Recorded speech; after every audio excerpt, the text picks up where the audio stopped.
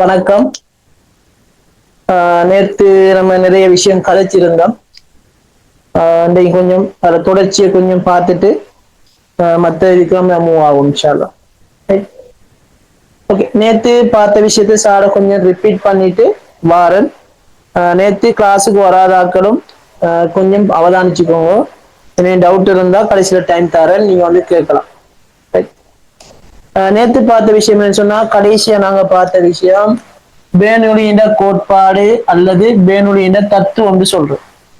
பேனுலியின் கோட்பாடு அல்லது பேனுலியின் தத்துவம் சொல்லுவோம். இந்த பேனுலியின் கோட்பாடுன்னு சொல்றது என்னன்னு கேட்டா, ஒரு இயங்குற பாய்க்கு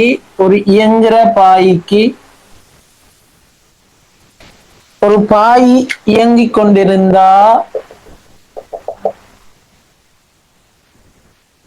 ஒரு இயங்குற பாய்க்கு நம்மளால பயன்படுத்தக்கூடிய ஒரு கோட்பாடு தான் பேனுலியோட கோட்பாடா இருக்குது. அவர் என்ன சொல்றான்னு சொன்னா, ஒரு அருவிக்கோட்டு பாய்ச்சல்ற பாய்ச்சலை ரெண்டு வகையா நம்ம பிரிச்சுக்கிறோம். ஒன்று அருவிக்கோட்டு பாய்ச்சல் சொல்றோம், ரெண்டாவது நம்ம சொல்றது கொந்தளிப்பு பாய்ச்சல் சொல்றோம். அதாவது தெப்ப வேகமா திறந்தா இந்த சீரி அடிச்சுட்டு பாயிற அந்த மாதிரியான பாய்ச்சலும் நம்ம சொல்லுவோம், கொந்தளிப்பு பாய்ச்சல் சொல்லுவோம். குறிப்பிட்ட ஒவ்வொரு இடங்கள்லையும் அந்த புள்ளி, அதாவது ஒவ்வொரு துணிக்கையிலும் வேகம் வித்தியாசமா இருக்கு. ஒரே வேகத்தோட எல்லா துணிக்கைகளும் அதை பயணிக்கிறது நம்ம சொல்லுவோம் அருவிக்கோட்டு பாய்ச்சல் சொல்லுவோம். அப்ப அருவிக்கோட்டு பாய்ச்சல்ல பாயிற ஒரு பாய்க்கு பேனுடைய தத்துவத்தை நம்ம பயன்படுத்தலாம். அப்படி பயன்படுத்துறாக இருந்தால் இன்னும் இரண்டு விஷயங்களை திருப்தி செஞ்சிடும், இரண்டு நிபந்தனைகளை அவர் திருப்தி செஞ்சிருக்கணும். ஒன்று, அருவிக்கோட்டு பாய்ச்சல்ல இருக்கணும். ரெண்டாவது விஷயம் பார்த்தா நெருக்கத்தகவற்ற பாயின்னு சொல்லுவோம். அந்த நெருக்கத்தகவற்ற பாயின்ஸ் என்ன கருத்துன்னு சொன்னா, அமுக்கத்தை வழங்கும் போது அவரை கனவளவுல மாற்றம் ஏற்படக்கூடாது. இப்ப ரெண்டு பக்கம் நம்ம அமுக்கிறோம்னு சொன்னா அவரை கனவளவு மாற்றம் ஏற்படலன்னு சொன்னா அவரை நம்ம சொல்றோம் அமுக்க தகவற்ற பாயின்னு சொல்றோம். அப்ப ரெண்டாவது விஷயம் அமுக்க தகவற்ற பாயாக இருக்கணும் பார்த்து. மூணாவது விஷயம் என்னன்னு கேட்டா பிசுக்குமை அற்ற பாயாக இருக்கும். பிசுக்குமைன்னு சொல்ற என்னன்னு கேட்டா நம்ம சொல்லுவோம் தேனையும் நீரையும் நம்ம ஒப்பிட்டு சொல்லலாம். தேனை நம்ம மேல இருந்து கீழே ஊத்தும் போது அதுல இயக்கத்தை நம்ம பார்ப்போம், கொஞ்சம் ஒரு வித்தியாசமா மெதுவாக உழக்கூடியதாக இருக்கும். நீர் கொஞ்சம் வேகமா போற மாதிரி இருக்கு. அப்ப தேன் அப்படி மெதுவா போறதுக்கு என்ன காரணம் கேட்டா அந்த பாயிட உராய்வு காணப்படும். அந்த பாய் துணிக்கைகளுக்கு இடையில உராய்வு காரணமாக அவர் மெதுவாக நகரக்கூடியதாக இருக்கு. அப்படி அந்த பாய் துணிக்கைகளுக்கு காண உராய்வத்தை நம்ம சொல்லுவோம் பிசுக்குமைன்னு சொல்லுவோம். அந்த பிசுக்குமை இல்லாத திரவத்துக்கு தான் நம்ம பேனுலியோட கோட்பாட்டை பயன்படுத்தலாம். ரைட். அப்ப பேனுலியோட கோட்பாடு பயன்படுத்துறேன்னு சொன்னா இந்த மூன்று நிபந்தனைகளையும் அவர் பூர்த்தி செஞ்சிருக்கணும் பார்த்திருக்கிறோம். ஒன்று, அருவிக்கோட்டு பாய்ச்சல் இருக்கணும். ரெண்டாவது, அமுக்க தகவற்ற பாயா இருக்கணும். மூணாவது அவர் பாகுநிலை அற்ற பாயாக இருக்கும். இவ்வளவு விஷயம் நம்ம பார்த்துட்டு நேத்து பார்த்தோம். அப்ப அவர் என்ன சொல்றாரு, அவரோட கோட்பாடு என்ன சொல்றேன்னு சொன்னா, இந்த மாதிரியான ஒரு பாய்க்கு நீங்க இந்த பாயிட இயக்கத்துல ஒரு அருவிக்கோட்ல இருக்கிற இரண்டு புள்ளிகளை கருதினா இந்த புள்ளியில இருக்கிற அமுக்கம் P1 சொல்றேன், இந்த புள்ளியில இருக்கிற அமுக்கம் P2 சொல்றேன். அவர் சொல்றார் இந்த புள்ளியில இருக்கிற நீ குறிப்பிட்ட ஒரு புள்ளியில இருக்கிற அமுக்கம் P1 சக இந்த புள்ளியில இருக்கிற ஓரலகு கனவளவுடைய இயக்க சக்தி அரை வர்க்கம் சொல்றோம். அரை வர்க்கம் சொல்றோம். என்னன்னு கேட்டா இவருக்கு என்ன பேருன்னு சொன்னா ஓரலகு கனவளவுடைய இயக்க சக்தின்னு சொல்றோம். அவரையும் சக இந்த புள்ளியில் இருக்கிற ஓரலகு கனவளவுக்குரிய அழுத்த சக்தி, ஓரலகு கனவளவுக்குரிய அழுத்த சக்தி போட்டு அழுத்த சக்தின்னு சொல்றது. இதே மாதிரி இந்த புள்ளியில இருக்கிற அமுக்கத்தையும் இந்த புள்ளியில இருக்கிற ஓரளவு கனவளவுக்குரிய இயக்க சக்தியையும் இந்த புள்ளியில இருக்கிற ஓரளவு கனவளவுக்கு அழுத்த சக்தியும் கூட்டுறதுக்கு சமன் அறிக்கும் சொல்றார். விரும்பின புள்ளிகள் எந்த புள்ளியில் எடுத்தாலும் இது இந்த இவடத்திருக்கிற மூணையும் கூட்டுறதும் இவடத்திருக்கிற மூணு வரையும் கூட்டுறதும் இவடத்தைக்கு மூணு கூட்டுறதும் எல்லாமே சமன் சொல்றார். அப்ப அந்த சமன்ன்றதுக்கான நம்ம சொல்றோம் மாறிலின்னு சொல்றோம், மாறாதுன்னு சொல்றார். இங்க என்ன இவங்க மூணு பேர் அதாவது அமுக்கத்தையும் ஓரளவு கணவரோட இயக்க சக்தியையும் ஓரளவு கணவரோட அழுத்த சக்தியும் விவரித்திருக்கிறது கூட்டுறதும் நீங்க எந்த புள்ளியில எடுத்து கூட்டினாலும் அது மூணையும் மாறாம இருக்குன்னு சொல்ற. இதான் அவர் கோட்பாடாக இருக்கு. அப்ப இதை எங்கெங்க பயன்படுத்தலாம்னு கேட்டா பிள்ளையால் நமக்கு விமானத்தில இயக்கத்துல பயன்படுத்தக்கூடியதா இருக்கு. சிலாக்கள் யோசிப்பீங்க, சிலாக்களுக்கு கேள்வியை கண்டுடனே கொஞ்சம் பயம் கொண்டு வரும். இந்த விமானம், கப்பல் இந்த மாதிரி பேர்களை கேட்டா கொஞ்சம் சின்ன ஒரு நடுக்கம் கொண்டு வரும். அது போடுற காரணம் என்னன்னு சொன்னா அவங்களோட சைக்காலஜி ரீதியா அவங்களை அட்டாக் பண்றதுக்கு தான். நம்ம யோசிக்கணும் பிள்ளையால் கேள்வியை பொறுத்த வரைக்கும் அவர் என்னது ஒரு விமானம்னாலும் ஒரு பொருள், ஜஸ்ட் அவ்வளவுதான். அப்படி ஒரு சின்ன ஒரு விஷயம் நம்ம யோசிச்சோம்னா கேள்வி செய்யறது ஈஸியா இருக்கு. ரைட். விமானத்துல இயக்கத்துக்கு நமக்கு என்ன செய்யலாம் சொன்னா இந்த பேனுடைய கோட்பாடை பயன்படுத்தலாம். ரெண்டாவது எங்க யூஸ் பண்ணலாம்னு கேட்டா ஒரு பந்தை ஸ்விங் பண்ணக்கூடாது, அதாவது யாவுல வழியில சுழல வைக்கிறதுக்கு நம்ம என்ன செய்யலாம் இவரோட கோட்பாடு பயன்படுத்திக்கலாம். இல்லைன்னு சொன்னா மூணாவது நம்ம பார்க்கலாம் ஒரு வீட்டுல கூரை காத்தடிக்கிற டைம்ல காத்தடிக்கிட்ட கூரை வீசப்படுற சந்தர்ப்பங்கள் இதுக்கெல்லாம் யாருன்னு சொன்னா அந்த பேனுடைய சாம்பாரை பயன்படுத்தலாம். நான் கிட்டத்துல கேள்விப்பட்டேன் ஒரு ஆள் ட்ரெயினுக்கு பக்கத்துல செல்ஃபி எடுக்க போய் அடிபட்டு ஆள் போயிட்டாராம் சொல்லி. இப்ப ட்ரெயினுக்கு பக்கத்துல எல்லாம் போன பிள்ளையால் பக்கத்துல போய் அவருக்கு கிட்ட போக தேவையில்ல, அது அவரே தானே உள்ளுக்கு இழுத்தெடுக்கும். என்ன பிரச்சனைடா பாப்பணும். ரைட்.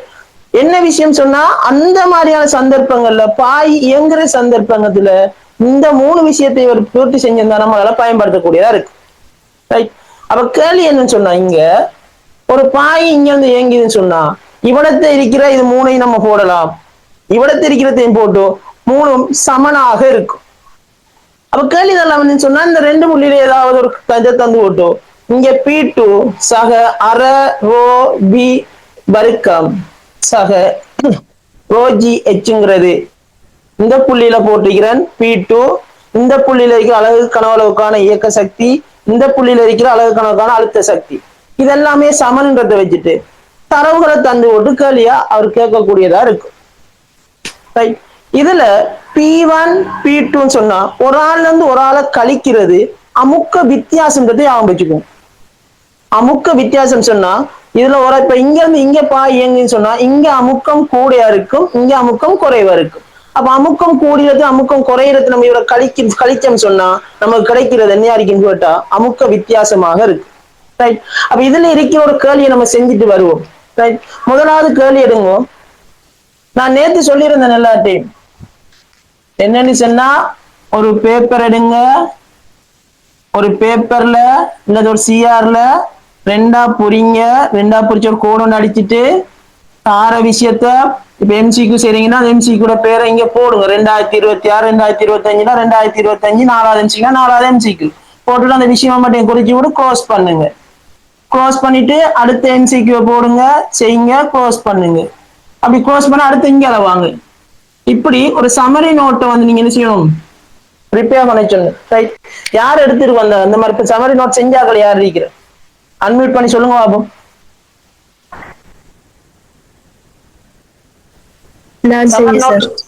ஓகே, நிஷானி செஞ்சிருக்கிறா. ரைட். வேற யார் செஞ்சிருக்கிறது? ரீமாவும் செஞ்சிருக்கிறான். ரைட். நிறைய பேர் செஞ்சிருக்கீங்க. ஓகே. அந்த சம்மர் நோட் பிள்ளையார் உங்களுக்கு எக்ஸாமுக்கு நீங்க உங்கள்ட்ட தியரி இல்லைன்னு யோசிக்க தேவையில்ல. நீங்க என்ன செய்யலாம் சொன்னா இதுலயே அனைத்து விஷயங்களும் நீங்க பார்த்துட்டு போகக்கூடியதா இருக்கும். ரைட். அப்ப நான் கேள்விக்கு வரேன். கேள்வி என்னன்னு சொன்னா 2017 46வது எம்சிக்கு பாருங்க. 2017 46வது எம்சிக்கு பாருங்க. ரைட். மஃபாதா சீரா கூட செஞ்சிருக்காங்க. ரைட். Okay, very good. மத்தாக்களும் என்ன செய்யுங்க இந்த ஐடியா கொஞ்சம் ஃபாலோ பண்ணிக்கோங்க. 2017 46வது எம்சிக்கு 2017 46வது எம்சிக்கு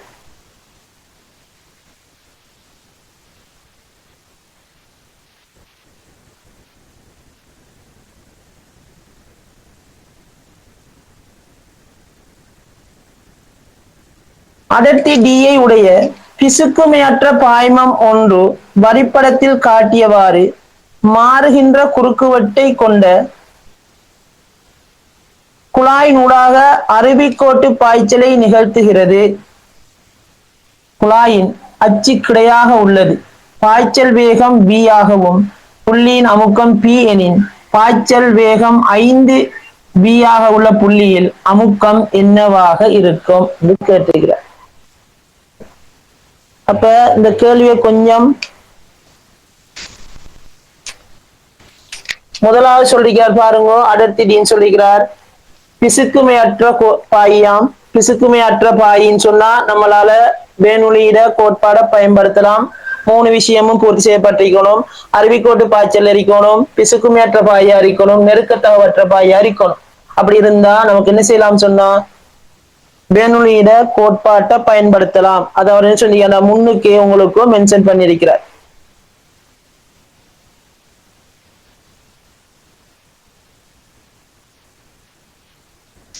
யாராவது செய்ய வேண்டிய ஆக்கள், அநேகமான ஆக்கள் மனதால விட எடுத்திருப்பீங்கன்னு நினைக்கிறேன். இதுக்கு அவ்வளோ டைம் ஒன்று எடுக்காது.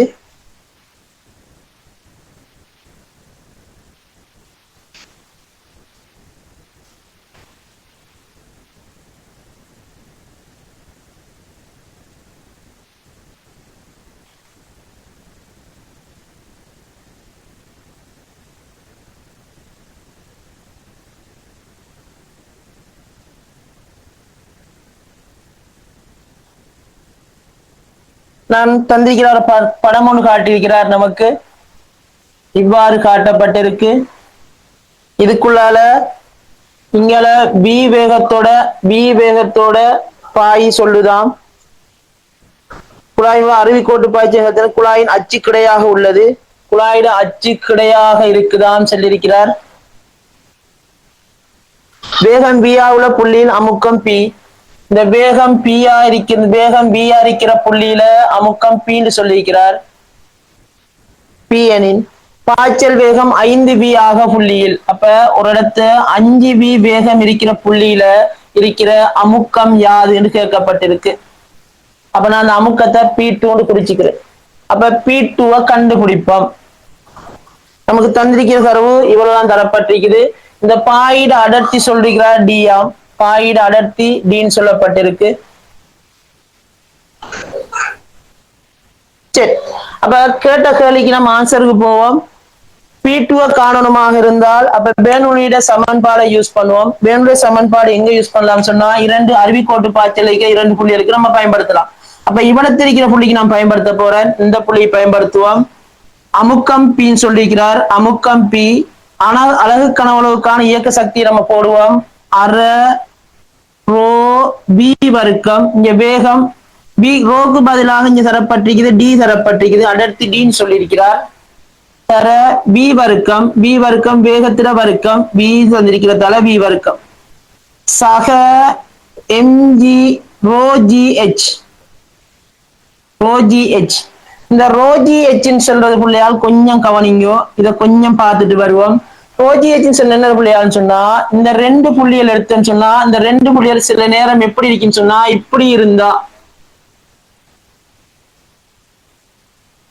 இப்படி ஒரு குழாய் போகுதுன்னு சொன்னா இங்க ஒரு புள்ளி எடுக்கிறோம் Pன்னு சொன்னா இந்த கிடைமட்ட P2 இங்க எடுக்கிறோம்னு சொன்னா இந்த 2 புள்ளி கிடைப்பட்ட இந்த செங்குத்து தூரத்தை தான் நம்ம H என்று சொல்லுவோம்.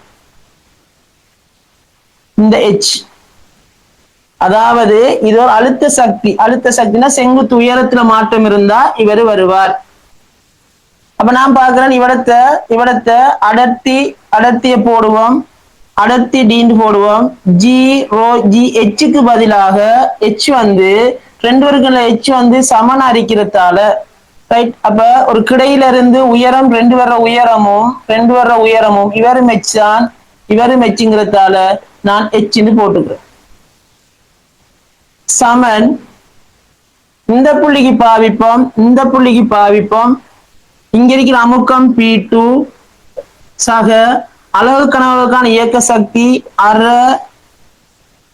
அடர்த்தி D v வர்க்கம். v சொல்றது வேகத்திட வர்க்கம். இங்க இருக்கிற வேகம் 5v வர்க்கம் சக அடர்த்தி D gh அப்ப இங்காலையும் டிஜிஹெச் கூட்டுப்படுகிறது, இங்காலையும் டிஜிஹெச் கூட்டுப்பட்டா நம்மளால என்ன செய்யலாம் சொன்னா இவரை ரெண்டு பக்கமும் கேன்சல் பண்ணிக்கலாம். இங்கால வந்தா கழிபடுவார், அப்ப இவர் இல்லாம போயிடுவார்.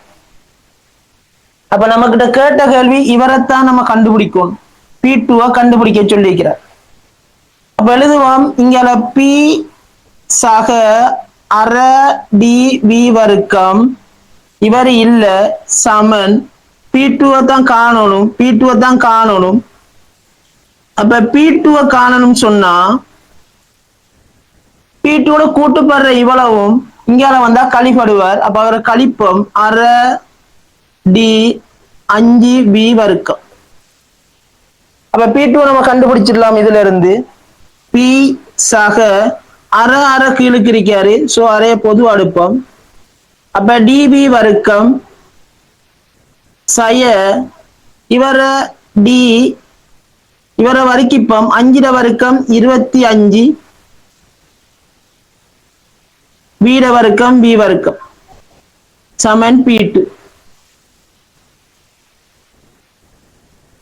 அப்ப இவரத்தான் செய்யறோம், கொஞ்சம் பாக்குறீங்களா? ஆமாம் சார், அதை கொஞ்சம் மறாவெல்லாம் படுத்துங்க சார், அந்த நீங்க காட்டுறது லைன்ல இருந்து இதுல இருந்தானே ரைட்.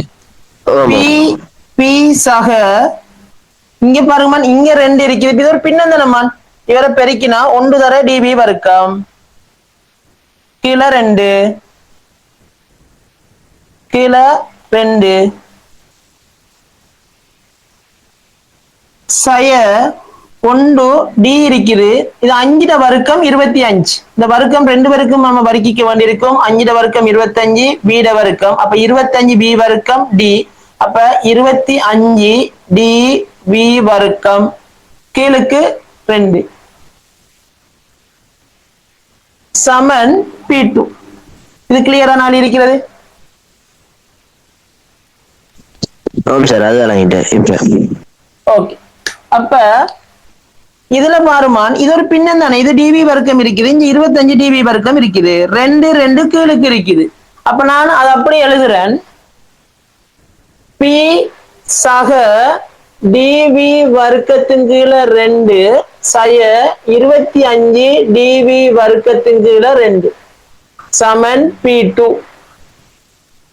இப்ப 2 சமன் ஆகிக்குது, ஒரு பின்னம்ங்கிறதால பகுதிகள் 2 சமன் அரிக்குது. சோ தொகுதியை நம்ம கூட்டி கழிக்கலாம். சக டிவி வர்க்கம் சய 25 டிவி வர்க்கம் பி சக டிவி வர்க்கம் சய 25 சொன்னா 1 சய 25, அப்ப சய 24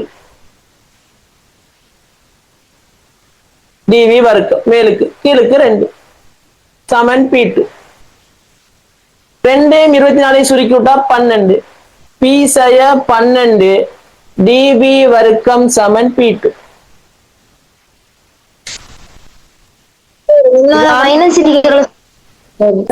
சொல்லுமா 24 மைனஸ் இருக்குதானே, அப்படி இருக்கிற சுருக்கப்படுமா? மால் மைனஸ் இருக்குன்னு சொன்னா நமக்கு இங்க போய் சுருக்க இயலாது, ஆனா அவருக்கு கீழே நமக்கு என்ன செய்யலாம், சுருக்கலாம். இங்க 24 2ஆல பிரிக்கிறோம், அவ்வளவுதான். ஏன் சில பிரிவடைன்னு சொன்னா இவருக்குள்ள நீங்க சுருக்கலாம், அந்த 2 கொண்டு போய் பி ஆலன்னு செய்யலாது, பிரிக்கலாம், கூட்டி கழிக்க இயலாது. சரியா மால்?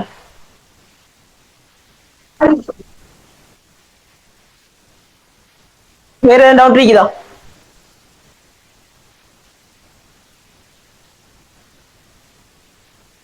வேற யாருக்கும் டவுட் இருக்குதா இல்ல? சோ P2 சொல்றது பி சய 12 டிவி வர்க்கம். ஆன்சர் தரப்பட்டிருக்கு உங்களுக்கு 5வது ஆன்சராக இருக்கு.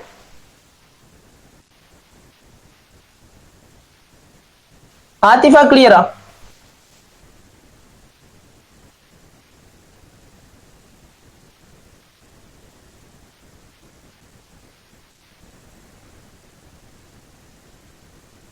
ஓகே.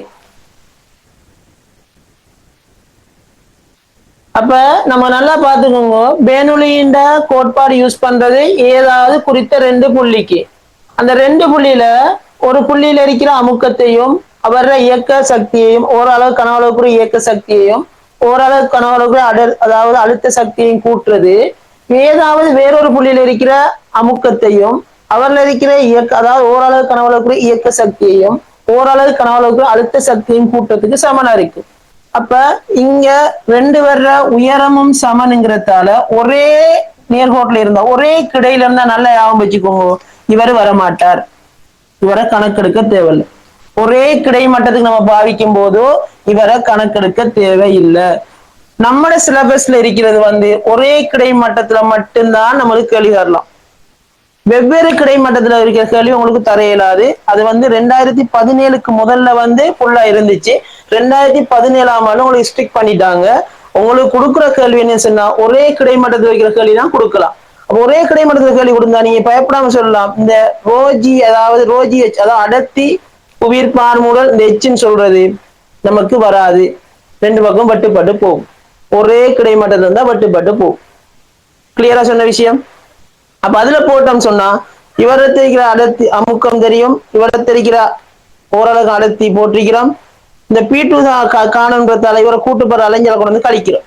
அப்ப இவர்ல இருந்து இவரை கழிச்சோம் சொன்னா நமக்கு கிடைக்கிறது P2 இருக்கு. அப்ப கழிக்கக்குள்ள கவனமா இருக்கணும். அரை டிவி வர்க்கம் அரை இது 5ல வர்க்கம் 25 இருக்கிறதால 25 டிவி வர்க்கம்னு வருது. அப்ப 25 டிவி வர்க்கம் 2 இல்லைன்னு சொன்னா உங்களுக்கு டவுட்னு சொன்னாமா டிவி வர்க்கம் அரை 0.5 டிவி வர்க்கம் போடுங்க. இதை 12.5 டிவி வர்க்கம் போடுங்க. போட்டு கழிச்சாலும் உங்களுக்கு சரியா 12 டிவி வர்க்கம் வரும். கால்குலேட்டர் தானே, நீங்க வேண்டிய மாதிரி யூஸ் பண்ணிக்கலாம். வேற யாருக்கும் டவுட் இருக்கிறா? வேற யாருக்கும்?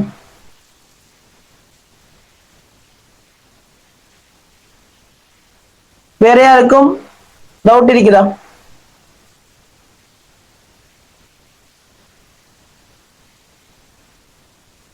கொஞ்சம் அன்மியூட் பண்ணி கதைங்களேன். நிஷானி கிளியர் ஆமால்? இல்ல ஓம் சார். ரைட், அப்ப அடுத்த மூவ் ஆகுமா நம்ம அடுத்த கேள்விக்கு? ஓம் சார்.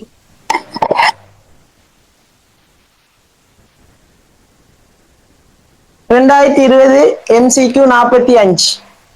2020 MCQ 45.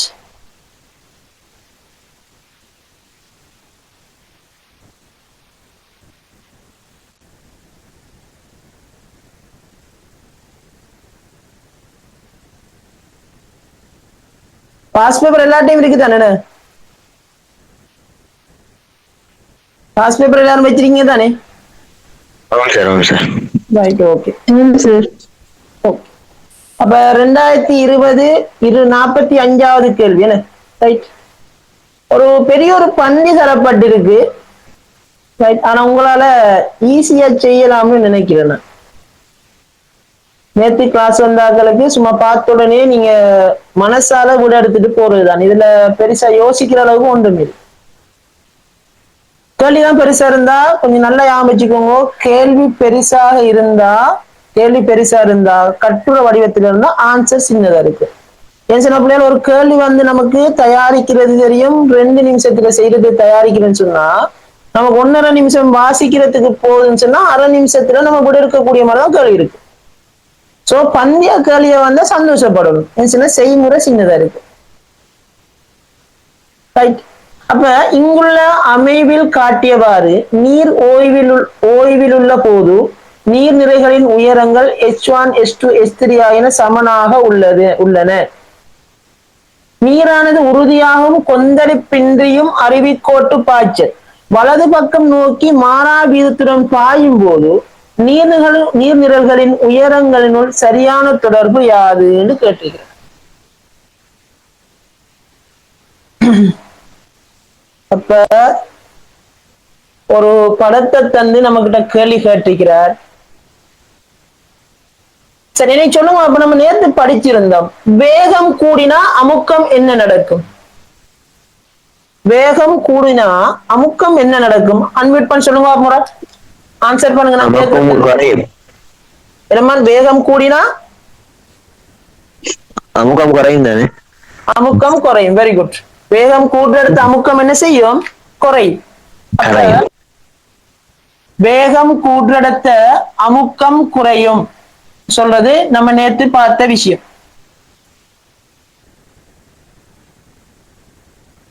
அப்ப அவர் சந்திருக்கிறது, ஒரு ஆள் ஓய்வுல இருக்காராம். ஓய்வுல இருந்தா நல்லா பாருங்க பிள்ளையால். ஓய்வுல இருக்கக்குள்ள இந்த புள்ளி ஒரே கிடைமட்டத்துல நமக்கு தெரியும். ஓய்வுல இருக்கிற பாயில ஓய்வுல இருக்கிற ஒரு பாய்க்கு ஒரே கிடைமட்டத்துல அமுக்கங்கள் எல்லாம் சமனா இருக்கு. இதே உயரம் H3 எல்லாமே சமனாக இருக்கும். H1 H2 H3 சொல்றது மூணும் ஓய்வுல இருக்கக்குள்ள சமனாக இருக்கும் நமக்கு தெரியும். இப்ப இவரை இயங்க ஆரம்பிச்சாருன்னு சொன்னா, அருவிக்கோட்டு பாய்ச்சல இயங்க ஆரம்பிச்சா இங்க இருக்கிற வேகத்தை விட கூடிய வேகம் இங்க காணப்படும். இவரை விட இங்க கூடிய வேகம் காணப்படும். அப்ப இங்க வேகம் கூட கூட அமுக்கம் என்ன செய்யும்? குறையும். நல்லா ஞாபகம், ஒரு அருவிக்கோட்டு பாய்ச்சல்ல எங்க வேகம் கூடுதோ வேகம் கூடுற இடத்த அமுக்கம் குறையும். அது நீங்க சும்மாவே யோசிச்சுக்கலாம் பிள்ளையால். ஒரு பாய் இங்க இருந்து இங்க நகருதுன்னு சொன்னா அமுக்கம் கூடின இடத்துல இருந்தா அமுக்கம் குறைஞ்ச இடத்துக்கு நகரும். சோ அப்ப இங்க வேகம் அதை விட கூட இங்க வேகம், இங்கே விட கூட வேகம் இங்க. அப்ப அமுக்கம் என்ன செய்யும் சொன்னா, இவ்விடத்திருக்கிற அமுக்கம் சொல்றது குறைய இருக்கும். இவ்விடத்திருக்கிற அமுக்கத்தையும் விட குறைய இருக்கும். இவரு அமுக்கம் பீன்னு சொன்னா பீயோட இங்க குறைய இருக்கும். அதை விட குறைய எங்க இருக்கும் சொன்னா இங்க இருக்கு. அப்ப அமுக்கம் குறைஞ்சா சொல்லுங்க பார்ப்போம். அமுக்கம் சமனா இருந்தா உயரங்கள் சமனா இருந்துச்சு. அமுக்கம் இவரை விட இவர் குறைஞ்சா உயரம் என்ன நடக்கும்? குறை. இதை விட இங்க குறையும் சொன்னா இங்கே உயரம் என்ன செய்யும்? அதை விட என்ன செய்யும்? குறை. இங்க இருக்கிற அமுக்கத்துக்கு ஏற்ற மாதிரிதான் இங்க என்ன செய்யும்? இந்த நீர் வந்து தங்கி இருக்கு. அப்ப இங்க அமுக்கம் குறைய குறைய குறைய நீர் மட்டமும் குறையும். அப்ப H1 H2 H3க்கான தொடர்பு என்னன்னு கேட்டா, H1ல அமுக்கம் கூடங்கிறதால H1 இருக்கிற H1 பெரிதாக இருக்கு. அதுக்கிட்டால H2 வருவார். அமுக்கம் அதை விட குறைய, அதை விட H3 வருவார். கிளியரா இது ஆன்சர்?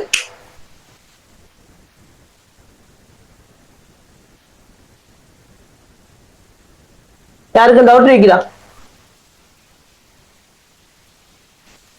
இல்ல சார், கிளியர். கிளியராமா? ரைட். அப்ப எடுக்கிற மார்க் கீ பாயிண்ட்ஸ் ஆரம்பிச்சுக்கோங்க. வேகம் கூடினால் அமுக்கம் என்ன செய்யும்? குறை. ஒரு பாயிட வேகம் அதிகரிக்கும் போது அமுக்கம் குறையும். நல்லா தெளிவா ஆரம்பிச்சுக்கோங்க. ரைட். அதைத்தான் நீங்க உங்கள்ட்ட இது தெரியுமான்னு செக் பண்ணிருக்கிறார். இங்க போக போக நமக்கு தெரியும் குழாயிட அளவு குறைய குறைய குறைய வேகம் கூடும்னு படிச்சிருக்கிறோம். வேகம் கூடினா அமுக்கம் குறையும். அப்ப இங்க அதை விட வேகம் கூடி அடிக்கிறதால இங்கேயும் அமுக்கம் குறையும். ஆகவே அமுக்கம் குறைஞ்சா இவர உயரங்கள் குறைஞ்சிக்கிட்டு வரும்.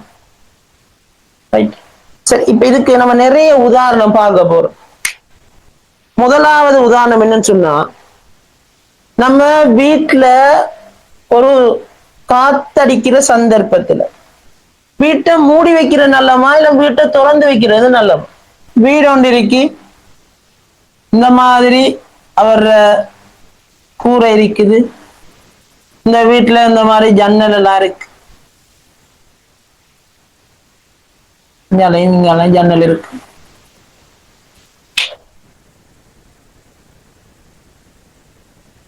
என்னை சொல்லுங்க பார்ப்போம். இதுல வீட்டை ஒரு காத்தடிக்கிற சந்தர்ப்பத்துல, ஒரு சூறாவளி அடிக்கிற சந்தர்ப்பத்துல வீட்டை மூடி வைக்கிற நிலமா திறந்து வைக்கிறது நல்லமா? மிஷானி,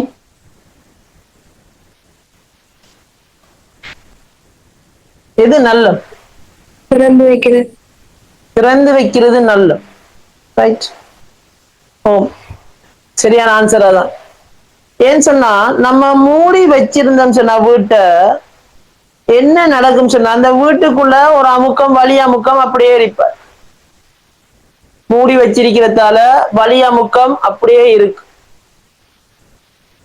அப்ப வலி நகரல்ல, அதால வலி அமுக்கம் அப்படியே இருப்பார் மூடி வச்சிருக்கிறதால. இங்க வந்து இவர பாய் வந்து அசைய போற, அசையக்குள்ள இங்க பாய் வந்து என்ன செய்யும் சொன்னா இங்க கூரையில பட்டு ஒடுங்க போகுது. அப்ப ஒடுங்குறதால இங்க குறுக்குவெட்டு பரப்பளவு இங்க இருக்கிற குறுக்குவெட்டு பரப்பளவுட குறையுது. அப்ப குறுக்கு வெட்டு பரப்பளவு இங்க இருக்கிறத விட இங்க குறைஞ்சா இங்க வேகம் என்ன செய்யும் சொன்னா அதிகரிக்கும். அப்ப வேகம் அதிகரிச்சுக்குன்னு சொன்னா அமுக்கம் சொல்றது குறைவடை. அப்ப அமுக்கம் இங்க கூடிய அமுக்கம், இங்க குறைஞ்ச அமுக்கம். அப்ப அமுக்கம் வித்தியாசம் ஒன்று வந்தா என்ன நடக்கும் சொன்னா ஒரு விசை ஒன்று தொழிற்பட ஆரம்பிக்கும். அமுக்க வித்தியாசம் ஒன்று கிடைச்சிக்குன்னு சொன்னா அங்க ஒரு விசை ஒன்று தொழிற்படும். அந்த விசை வந்து கூரைய சொன்னா தூக்கி எறியக்கூடியதாக இருக்கு. சோ அப்ப கவனம் என்ன செய்யும் சொன்னா நம்ம வீட்டை திறந்து வச்சிருந்தா என்ன நடக்கும் சொன்னா இதுக்குள்ள வார வழியிட வேகமும் இங்க இருக்கிற வழியிட வேகம் கிட்டத்தட்ட சமனா இருக்கிறதால அமுக்க வித்தியாசம் குறைவாக இருக்கு. இதே வேகம் இருந்தா வேகம் சமனாரிக்காது, அமுக்கம் சமனாரிக்கும். சோ இங்க விசை தாக்காது. இங்க வேக அமுக்கம் கூட, இங்க அமுக்கம் குறைந்தாத்தான் என்ன செய்யணும் அமுக்க வித்தியாசம் கொண்டு வந்தா ஒரு அமுக்கம் நம்ம படிச்சிருக்கிறோம் P = F ஏன்னு படிச்சிருக்கிறோம். ஒரு அமுக்கம் அல்லது அமுக்க வித்தியாசம் ஒன்று இருந்தா அவரை குறுக்குவெட்டு பரப்பால பெருக்கினம் சொன்னா நமக்கு விசை கிடைக்கும். விசை செய்யக்குள்ள பார்ப்போம். அப்ப சொல்லுங்க பார்ப்போம், இங்க என்ன நடக்கும் சொன்னா வார பாயிட குறுக்கு வெட்டு பரப்பு குறையறதால வேகம் அதிகரிக்குது. வேகம் அதிகரிச்சா அமுக்கம் குறைவடையும். அமுக்கம் இங்க குறையறதால இந்த வீடு பூட்டப்பட்டிருந்தா இவங்க ரெண்டுக்கெல்லாம் அமுக்க வித்தியாசம் கொண்டு வரும். அந்த அமுக்க வித்தியாசத்தால அப்ப இங்க ஒரு பரப்பு ஒன்று இருக்குது, இந்த பரப்பால பெருக்கக்குள்ள நமக்கு விசை கிடைக்கும். அப்ப அந்த விசையின் காரணமாக கூரை என்ன செஞ்சுன்னா தூக்கி வீசப்படும். சோ அப்ப நல்லா ஞாபகம் வச்சுக்கோங்க, காத்தடிக்கிற சந்தர்ப்பங்கள்ல வீடு பூட்டிருக்கிறது, வீட்டை பூட்டிட்டு உள்ளுக்கு இருந்தீங்கன்னு சொன்னா உயர்ந்து தலையை மேல பார்க்க வேண்டி இருக்கு. அடுத்தது கூரையை காணாம போறதுக்கு வாய்ப்பு இருக்கு. சோ தயவு செய்த காத்தடிக்கிற சந்தர்ப்பங்கள்ல வீட்டை திறந்து வைக்கிறது நமக்கு சேஃப்டியா இருக்கு. ரைட், கிளியரா சொன்ன விஷயம்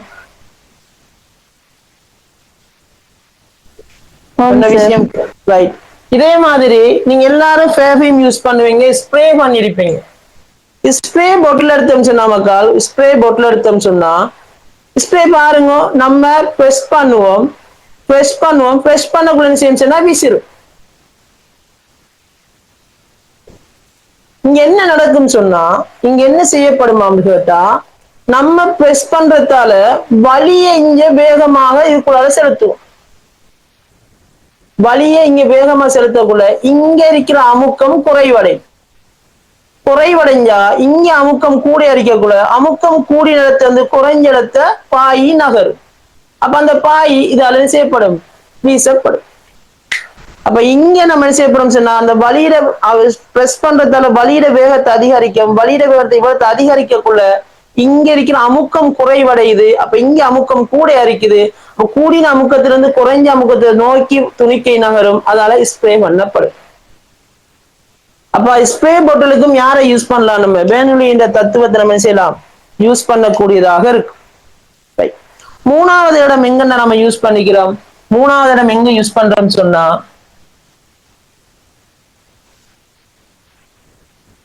விமானங்கள்ல வந்து டேக் ஆஃப் பண்றதுக்கு வந்து நமக்கு பெர்னௌலி தத்துவத்தை யூஸ் பண்ணி தான் டேக் ஆஃப் பண்ணப்படுது.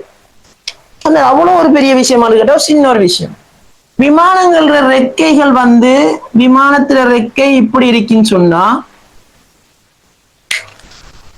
என்ன நடக்குமான்னு சொன்னா வார வழி அப்படியே இருக்க விமானம் ஒரு வேகத்தோட இயங்கும். விமானம் இயங்கக்குள்ள இந்த வார வழி எப்படின்னு சொன்னா இப்படி போய் இவர குறுக்குவெட்டு பரப்பளவு இங்க குறை, இப்படி இருக்கிற குறுக்குவெட்டு பரப்பளவு இங்க என்ன செய்யுமாம்னா குறை. குறுக்குவெட்டு பரப்பளவு குறைஞ்சா நமக்கு தெரியும் அங்க என்ன நடக்கும், வேகம் அதிகரிக்கும். வேகம் அதிகரிச்சா அடுத்த கணம் என்ன நடக்கும், அமுக்கம் குறைவடையும். ஆனா இங்கால போற வழியில பார்த்தோம் சொன்னா இவர குறுக்குவெட்டு பரப்பளவு எல்லாமே சமனா இருக்கிறதால இங்க வந்து ஒரு அமுக்கம் காணப்படும், வழியிட அமுக்கம் காணப்படும். இந்த அமுக்கம் அதிகமரிக்கும், இங்க அமுக்கம் குறைகிறதால அப்ப மேல் நோக்கி ஒரு விசை ஒன்று தொழிற்படும். இந்த மேல் நோக்கி எழும்புற விசையால தான் அந்த விமானம் என்ன செஞ்சா டேக் ஆஃப் பண்ணக்கூடியதாக இருக்கு. அப்ப விமானத்தை டேக் ஆஃப் பண்ணணும்னு சொன்னா அந்த ரன்வேல என்ன செய்யணும்னு சொன்னா வேகமாக அந்த விமானம் ஓடும். அந்த வேகமா அந்த விமானம் ஓடும் போது என்ன நடக்குமான்னு சொன்னா இவர் இருக்கிற வேகம் இங்க அதிகரிக்கிறதால அமுக்கம் குறைவடையுது. அந்த அமுக்கம் குறைகிறதால அவர் ஒரு விஷயம் வந்து தொழிற்படும். நம்ம படிச்சிருக்கிறோம் அமுக்கம் மாற்றம் எஃப்ங்கில் ஏன்னு சொல்லுவோம். அமுக்கம் சொல்றது விசைங்கில பரப்புன்னு சொல்றோம். அமுக்க மாற்றம் ஒண்ணு வந்தா அவர் இவர் ரெக்கையிட பரப்பளவால பெருக்கிறதால நமக்கு விசையை பெற்றுக்கொள்ளலாம். அப்ப பெரிய ஒரு விசையை பெற்றுக்கொள்ளணும்னு சொன்னா ஒன்று அமுக்க மாற்றத்தை கூட்டணும் சொன்னா வேகத்தை அதிகரிக்கணும். இது முதலாவது செய்யக்கூடிய வேலை. ரெண்டாவது பிளைண்டர் இல்லைன்னு சொன்னா வேகத்தை அதிகரிக்கலாம் அல்லது இன்னொன்னு செய்யலாம் சொன்னா ரெக்கைகள பரப்ப கூட்டலாம். பரப்ப கூட்டினாலும் என்ன செய்யுமாம்டா விசை அதிகரிக்கும். விசைன்னு சொல்றது அமுக்க வித்தியாசத்தையும் பரப்பையும் பெருக்கிறதுக்கு சமனா இருக்கு. அப்ப இந்த விசையை நம்ம கூட்டணுமாக இருந்தால் ஒன்று வேகத்தை அதிகரிக்கணும், இல்லைன்னு சொன்னா அந்த ரெக்கைகள பரப்பு அதிகரிக்கணும். அதான் விமானங்களை பார்த்தீங்கன்னா ரெக்கைகள் வந்து கடும் பெருசா இருக்கு. பெரிய விமானங்களுக்கு ரெக்கைகள் பெருசா இருக்கிறதுக்கு காரணம் என்னன்னு சொன்னா அமுக்க வித்தியாசம் தர குறுக்குவெட்டு பரப்பு. அப்ப குறுக்குவெட்டு பரப்பால பெருக்கணும்னு சொன்னா நமக்கு என்ன கிடைக்கும்னு சொன்னா அவர்ல கிடைக்கிற அந்த ரெக்கையில கிடைக்கிற விசை நமக்கு கண்டுபிடிக்கக்கூடியதா இருக்கு. கிளியரா சொன்ன விஷயம் எங்களை பயன்படுத்தலாம் விளங்குதா? அப்ப சொன்ன விஷயம் விளங்கியா மகள்? என்ன விஷயம் சொன்னா வேகம் ஒரு பாயிர வேகம் எங்க அதிகரிக்குதோ வேகம் அதிகரிக்கும் போது அமுக்கம் குறைவடையும். அமுக்கம் குறைகிறதால அந்த அமுக்க மாற்றத்தால நமக்கு என்ன செய்யும் ஒரு விஷயம் ஒன்று கிடைக்கும். ரைட், அந்த விஷயம் நம்ம பயன்படுத்திக்கலாம். ரைட், எங்கெங்க பயன்படுத்துறோம்னு சொல்லி பார்த்திருக்கிறோம். சரியா? ரைட், அப்ப நம்ம அடுத்த இதுக்கு மூவ் ஆகும். என்ன எம்சிக்கு எல்லாமே செய்யப்பட்டிருக்குது. உங்களுக்கு என்ன சொன்னா 16ஆம் யூனிட்ல வந்த அனைத்து எம்சிக்கும் செய்யப்பட்டிருக்குது. ரைட், இதுல ஏதாவது டவுட் இருந்தா செய்யப்பட்ட எம்சிக்குள்ள டவுட் இருந்தா நான் 2-3 ரெக்கார்டிங் நான் போடுபடல. இன்ஷால்லா நான் நாளைக்கு வந்து அதை அப்டேட் பண்ணி போட்டு யூடியூப்ல அப்டேட் பண்ணி போட்டு அது ஃப்ரீயாவே நான் வந்து ஃபுல்லாவே வந்து உங்க யூடியூப்ல எக்ஸஸ் தாரன் மிச்ச நாளைக்கு நான் இருக்கும். அது ரைட், இதுல ஏதாவது டவுட் இருந்தா நீங்க என்ன செய்யுங்கன்னு சொன்னா எனக்கு வந்து பேர்சனலா மெசேஜ் போடுங்க. ரைட், அப்ப எம்சிக்கு எல்லாமே கிளியர். அப்ப நிறைய பேர் ஒப்பீனியன் எப்படி இருக்குன்னு சொன்னா சார் 16ஆம் யூனிட் வந்து நம்ம எம்சிக்கு செய்யறதோட ஸ்ட்ரக்சர் எஸ்ஐயும் பார்த்துட்டு போகும் சொல்றாங்க. சோ அப்ப எனக்கும் லேசரிக்கும் 16ஆம் யூனிட் மொத்தமாக நம்ம முடிச்சுட்டு போய்த்துருவோம். ரைட், அப்ப 16ஆம் யூனிட் முடிச்சுட்டு போறோம்னு சொன்னா நமக்கு நம்ம ஒரு 2 கிளாஸ்ல வந்து மொத்தமா முடிச்சிடலாம். ரைட், அப்ப ஒரு யூனிட் முடிச்சன்ற ஒரு சந்தோஷம் உங்களுக்கும் இருக்கும். ஆனா அந்த சந்தோஷத்தை நீங்களும் என்ன செய்யுமான்னு சொன்னா அதுக்குரிய வேலைகளை ஷார்ட் நோட்ஸ் அடுத்து கீ பாயிண்ட்ஸ் எல்லாம் நீங்க எடுத்து வச்சுக்கோம். ரைட், நான் மீண்டும் ஒரு முறை சாரை யாவப்படுத்தி வர இந்த பாடத்துல படிக்கிற விஷயங்கள் நீங்களா சொல்லுங்க பாப்பா. இன்னைக்கு முதலாவது நம்ம படிச்சது என்னத்தை பத்தி படிச்சோம்? அடர்த்தின்னு ஒரு விஷயம் படிச்சோம். ஞாபகம் இருக்கா? அடர்த்திக்கு சமன்பாடு சொல்லுங்க பாப்பா. இன்னைக்கு ஒரு வேகமா ஆத்திஃபா ஆன்சர் பண்ணுங்க டக்குன்னு. அடர்த்திக்கு சமன்பாடு திணிவின் கீழ் கனவளவு. வெரி குட், திணிவின் கீழ் கனவளவு. அப்ப நம்ம என்ன சொல்லணும்னா டி சமன் திணிவின் கீழ கனவளவு. ரெண்டாவது படிச்சோம் சார் அடர்த்தி படிச்சோம். ஞாபகம் இருக்கா? சார் அடர்த்தி. சார் அடர்த்திக்கு எனக்கு ஆன்சர் பண்ணுங்க யாருன்னு சொன்னா ஹபீஸ் ஆன்சர் பண்ணுங்க பாப்போம். சார் அடர்த்தின்னு சொன்னா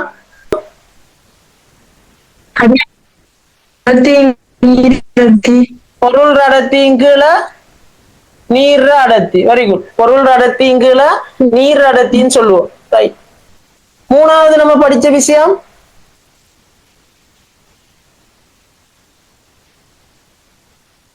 கிளாஸ்ல இருந்தார்கள் ஆன்சர் பண்ணணும்.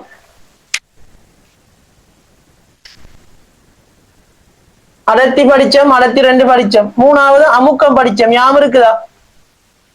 அமுக்கம் 3 பேருக்குரிய அமுக்கம் படிச்சோம். 3 பேருக்குரிய அமுக்கம். யார் அமுக்கம்? திண்மத்தில் ஏற்படுற அமுக்கம்.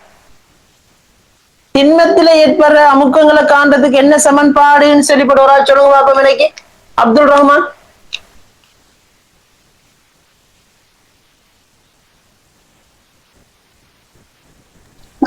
F கீழ் A. ரைட். P சமன் F கீழ் A. பி சமன் எஃப் கீழ ஏ. திரவத்துல ஏற்படுற அமுக்கம் பார்த்தோம். திரவ அமுக்கத்துக்கு பி சமன் என்ன சமன்பாடு சொல்லுங்க பாப்பனைக்கு? யாருன்னு சொன்னா சார் சொல்லுங்க பாப்பனைக்கு. OGH. ரோஜிஹெச். ரோஜிஹெச். காம்பவுண்டா. ரைட். மூணாவது வாயுல அமுக்கம் நம்ம பார்க்க இல்ல, வாயுக்கு பதிலா வளிமண்டல அமுக்கம் மட்டும்தான் பார்த்தோம். ரைட். நாலாவது பஸ்கால்ற தத்துவம் பார்த்தோம். பஸ்கால்ற தத்துவம் சரியா? பஸ்கால்ற தத்துவத்துல இருந்து நம்ம எந்த டைம்ல இந்த பஸ்கால்ற தத்துவத்தை பயன்படுத்துவோம் பிரியமா சொல்லுங்க இன்னைக்கு கூட. பஸ்கால்ற நம்ம சொன்ன ஞாபகம் இருக்குதா? ஒரு பாயை இரண்டு பக்கமும் அடைச்சி போட்டு ஒரு பக்கத்துல வழங்கப்படுற அமுக்கம் மத்த அந்த பாயிட முழுமையாக என்ன செய்யப்படும்? கடத்தப்படும் சொல்லி பார்த்தோம். ஞாபகம் இருக்குதா? ஓம் சார் மாறி சொல்லிட்டு மாறி சொல்லுங்க. ரைட். அதுல இந்த சமன்பாடு எடுத்து ஞாபகம் இருக்கா? F1 இங்கில A1 சமன் F2 இங்கில A2. ஞாபகம் இருக்குதா இது? ஓம் சார் ரைட். அஞ்சாவது நம்ம பார்த்தது என்னது? மிதப்பு விதி அல்லது ஆர்க்கிமிடிஸின் தத்துவம். ஆர்க்கிமிடிஸின் தத்துவத்துல நம்ம என்ன பார்த்தோம்? ஒரு பொருள் முற்றாக அல்லது பகுதியாக அமிழும் போது அந்த பாயால் ஏற்படுத்தப்படும் மேலுதைப்பானது அப்பொருளினால் இடம்பெயர்க்கப்படும் கனவளவின் நிறைக்கு சமனாகும் சொல்லி பார்த்தோம். ஞாபகம் இருக்குதா? அப்ப அதுல இருந்து ஆர்க்கிமிடிஸ் தத்துவத்திலிருந்து யூக்கு ஒரு சமன்பாடு எடுக்கிறோம். வி ரோ ஜின்னு சொல்லி வீன் சொல்றது அமிழ்ந்த பகுதியில கனவளவு, ரோன் சொல்றது பாயில் அடர்த்தி, ஜீன் சொல்ல புவியீர்ப்பு பார்மூடுகள். இது பார்த்தோம். அதே மாதிரி அதாவது மேலுதைப்பை காண்றதுக்கு இன்னொரு முறை பார்த்தோம். நிறை குறைவுன்னு சொல்றது மேலுதைப்பை தரும். ஆறாவது பார்த்தோம்.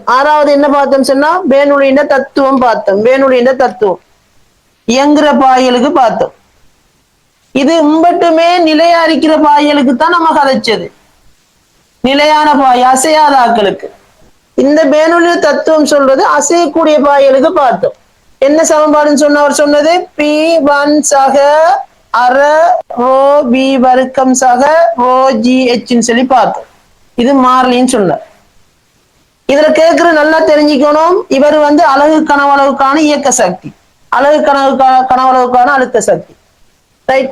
அப்ப இவ்வளவு விஷயமும் பார்த்திருக்கிறோம். இதோட பாடம் ஃபுல்லா என்ன செய்யுது? தியரி முற்றாக நம்ம என்ன செஞ்சிருக்கோம் சொன்னா பார்த்திருக்கிறோம். ரைட். அப்ப இந்த பாடத்துல ஸ்ட்ரக்சர்ல போடுறேன்னு சொன்னா ஸ்ட்ரக்சர் எதை கவர் பண்ணும் சொன்னா உங்களுக்கு தெரிஞ்சிருக்கணும். பரிசோதனைகளை கவர் பண்ணக்கூடிய ஒரு பகுதியா இருக்கும் ஸ்ட்ரக்சர். அப்ப இங்க பரிசோதனை ரீதியாக கதைக்கிறேன்னு சொன்னா ஆக கூட பரிசோதனை நமக்கு இருக்கிற பரிசோதனை எங்கன்னு சொன்னா ஆர்க்கிமிடிஸின் தத்துவத்துலதான் பரிசோதனை காணப்படுது. அப்ப ஸ்ட்ரக்சர்ல கேள்வி வருதுன்னு சொன்னா அநேகமாக ஆர்க்கிமிடிஸின் தத்துவத்தை வச்சுதான் அநேகமான கேள்விகளை உங்களுக்கு போடலாம் இதுல. சோ அப்ப அதுல இருக்கிற கேள்விகளை பார்த்துட்டு நம்ம என்ன செய்வோம் சொன்னா மூவ் ஆகும். ரைட். முதலாவது பாருங்க, இதை கொஞ்சம் தேவையானாக்கள் நோட் பண்ணி எடுத்துக்கோங்க. சம்மரி நோட்ஸ் எல்லாம் நோட் பண்ணி எடுத்துக்கோங்க, தேவைப்படும் உங்களுக்கு. அப்ப இந்த பாடம் சொல்றது இவ்வளவு. எம்சிக்கு மொத்தமா முடிஞ்சது. இதுல ஒரு எம்சிக்கு மிச்சம் இல்லைன்னு நினைக்கிறேன் நான். செய்யாத எம்சிக்கு இந்த அளவுக்கு ஒரு எம்சிக்கு தானே வர? ஓமா, ஒரு எம்சிக்கு வரும். ஒவ்வொரு இயருக்கும் ஒரு எம்சிக்கு வரும். எம்சிக்கு சில நேரம் சொன்னா எம்சிக்கு இருக்காட்டி ஸ்ட்ரக்சர் எஸ்ஐல உங்களுக்கு போடுபட்டிருக்கு. ஒரு பெரிய ஒரு பகுதி கவர் பண்ணிப்பாங்க. 2015 மூணாவது ஸ்ட்ரக்சர்ல எச் பகுதி எடுங்க பார்ப்போம். 2015 மூணாவது எஸ்ஐல ஸ்ட்ரக்சர்ல எச்ங்கிற பகுதி உங்களுக்கு இந்த பாடத்து சம்பந்தப்பட்ட கேள்வியா இருக்குது. பாப்போம், அதை பார்த்துட்டு வருவோமா? 2015 ஒவ்வொரு வருடமா பார்ப்போம். 2015 2025 வருடங்களையும் பார்த்துட்டு போம். 2015 செய்யப்பட்ட திரவியத்தின் அடர்த்தியை காண்பதற்கு வேறொரு மாணவன் ஆர்க்கிமிடிஸின் கோட்பாட்டை பயன்படுத்துகிறான். அப்ப தரப்பட்ட ஒரு பொருள் அடர்த்தியை காண்றதுக்கு அவர் ஆர்க்கிமிடிஸின் கோட்பாட்டை பயன்படுத்த போறாராம். இங்கு முதலில் திண்ம பொருளை ஒரு விட்டராசில் தொங்கவிட்டு வழியில் நிறை W1 எனவும். அப்ப என்ன செய்யறானாம் சொன்னா விட்டராஸ் ஒன்றுல ஒரு திண்ம பொருளை விடுறாராம். விட்டு அவரோட நிறை வந்து W1 என்று காட்டப்படுதாம். W1 எனவும் அது நீரில் முற்றாக அமிழ்ந்திருக்கும் போது அவரே நீரில முற்றாக அமிழ்ந்திருக்கும் போது அவர் நீர்ல முற்றாக அமிழ்ந்திருக்கும் போது நிறை W2 சொல்ற நிறை W2 எனவும் பெறப்பட்டது. பொருளின் கனவளவு V பொருளிட கனவளவு V சொல்றார். பொருளிட கனவளவு V புவியீர்ப்பான ஆர்மூடுகள் G அஜியின் தாரார் ஜியாம் புவியீர்ப்பு ஆர்மூடுகள் ஜின்னு சொல்லப்படுகிறது. திரவியத்தின் அடர்த்தி ரோ எம் இந்த திரவியத்தின் அடர்த்தி வந்து ரோ எம்னு சொல்லியிருக்கிறார். நீரின் அடர்த்தி ரோ W இவர் அடர்த்தி ரோ டபிள்யூன்னு சொல்லியிருக்கிறார். நீர் அடர்த்திய ரோ டபிள்யூன்னு குறிக்கப்பட்டிருக்கு.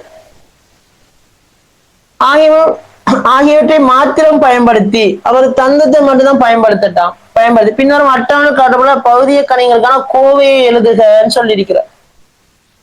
சரி, அப்ப நான் கேள்விக்கு நானே பார்க்கிறேன். முதலாவது கேள்வி தானே. சோ பாப்போம்.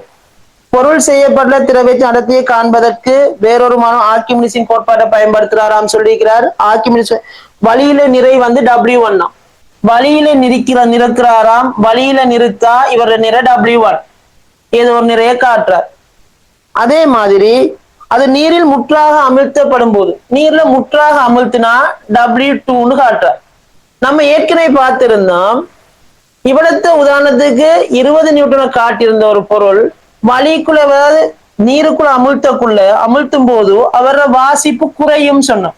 அந்த வாசிப்பு குறையுதுங்கிறது நம்ம மேலுதைப்போடு கதைச்சோம். யாம் இருக்குதா? சோ கேட்டகளி பொருளின் நிறைய கேட்கார். பொருளின் நிறைன்னு சொல்றது எதுன்னு கேட்டா வழியில இருக்கக்குள்ள என்ன வாசிப்பை காட்டுறதோ W1ங்கிறதா நிறைன்னு சொல்லுவோம். என்ன இந்த W1 எப்படி நீங்க கண்டுபிடிக்கலாம்னு கேட்டா W1 சொல்றது நீங்க சொல்லுங்க பார்ப்போம். mgக்கு சமனா இருக்குமா இல்லையா? இப்ப நம்ம என்ன செய்வோம் சொன்னா W1 சொல்றது என்னன்னு கேட்டா அந்த நிறைன்னு சொல்றது இவர திணிவையும் புவியீர்ப்பு ஆர்மூலையும் பெருக்கிறதுக்கு என்ன இருக்கும்? சமனா இருக்கும். இது கிளியரா இருக்கும். அப்ப இங்க நிறைய காண்றதுக்கு நமக்கு திணிவு தராம நமக்கு என்ன தரப்பட்டிருக்குன்னு சொன்னா அடர்த்தியும் கனவளவும் தரப்பட்டிருக்கு. அப்ப எங்கேயாவது தொடர்பு படிச்சிருக்கீங்களா?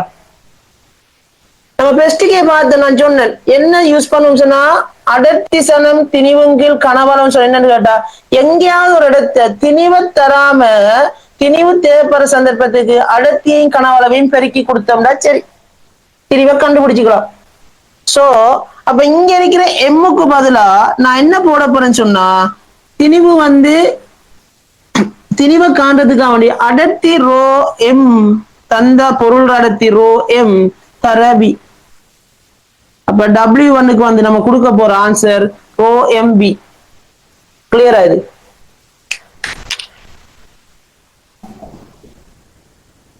அப்போ ஒரு நிறைய காண்றன்னு சொன்னா நமக்கு தெரியும் எம்ஜின்னு சொல்லுவோம். எம்ல நம்ம கொடுக்கல அவர் தந்த கணியத்தெல்லாம் தர சொல்லிக்கிறார். என்னென்ன கணியம் பயன்படுத்தலாம் சொன்னா விய பயன்படுத்தலாம் W1 W2 row M G அவர் தந்த இந்த கணியங்கள்ல ஆன்சர் தரலாம் சொல்லிக்கிறார். எம்ங்கிறது நம்ம எடுத்தது. சோ எம் நம்ம செய்யலாம் அடர்த்தியையும் கனவளையும் பெருக்கிறதுக்கு சமன் என்று கொடுக்கலாம். அப்துல் ரஹ்மான் கிளியரா இது? முதலாவது கேட்ட கேள்வி ஆன்சர் வழங்கிச்சா? ஒரு ஆள நிறைகாண்ட திணிவ உயிர் பார்முலா பெருக்குவோம். 5 கிலோகிராம் சொன்னா 5 தர 10 அதாவது 5 கிலோகிராம திணிவ உயிர் பார்முலால் பெருக்குவோம். அப்ப திணிவு தராம அடர்த்தியும் கனவளவும் தந்திருக்கிறார். சோ அடர்த்தியும் கனவளையும் திணிவுக்கு பதிலாக போட்டு கொடுக்கிறோம். அதோட ஜி. சோ இதான் அவருக்கு நம்ம கொடுக்கிற ஆன்சராக இருக்கு. முதலாவதுக்குரிய ஆன்சர். ரெண்டாவது கேள்வி. ரெண்டாவது மேலுதைப்பு யூ கேட்கிற மேலுதைப்புக்கு என்ன சமன்பாடு படிச்சிருக்கிறான்? யூ சமன் வி ரோ ஜின்னு சொல்லி படிச்சிருக்கிறோம். அப்ப யூ சமன் பின்னு சொல்றது அமிழ்ந்த பகுதியில கனவளவு. முற்றாக அமிழ்துன்னு சொன்னா இவர கனவளவு பின்னு அவரே தந்துட்டார். சோ முற்றாக அமிழ்ந்த கனவளவு பி. ரோன் சொல்றது பாயிர அடர்த்தி. பாயிர அடர்த்தி யாரு பாயிங்க? நீர். நீர் அடர்த்தி. ரோ டபிள்யூன்னு சந்திக்கிறார். ஜீன் சொல்றது புவியீர்ப்பு ஆர்மூடுகள். சோ நம்ம கொடுக்குற answer V rho W G. ரெண்டாவது ஆன்சர் விளங்கிச்சா?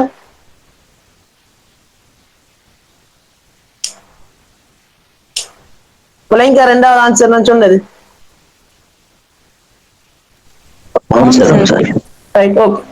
மூணாவது பாப்போம். மூணாவது கேட்டுக்கு என்ன சொன்னா பொருள் செய்யப்பட்ட திரவியத்தின் தொடர்படத்தி. தொடர்படத்திக்கு என்ன சமன்பாடு சொன்னீங்க? தொடர்படத்திக்கு ஒரு சமன்பாடு சொன்னோம். என்ன சமன்பாடு? நான் இங்க எழுதுறேன். தொடர்படத்திக்கு என்ன சமன்பாடு? தொடர்பு உண்மையான அடர்த்திங்கள இங்க உண்மையான அடர்த்தி என்ன தந்திருக்க? பொருள் அடர்த்தி என்ன தந்திருக்காருங்க? Row M. பொருள் அடர்த்தி ரோ எம். கீழே யார் அடர்த்தி போடணும்? நீர் அடர்த்தி. நீர் அடர்த்தி என்ன தந்திருக்காரு? ரோ டபிள்யூ. சோ பொருள் அடர்த்திக்கு சமன்பாடு ரோ எம் ரோ டபிள்யூ. சோ 3 கேட்டகரிக்கும் ஆன்சர் பண்ணிட்டோம்.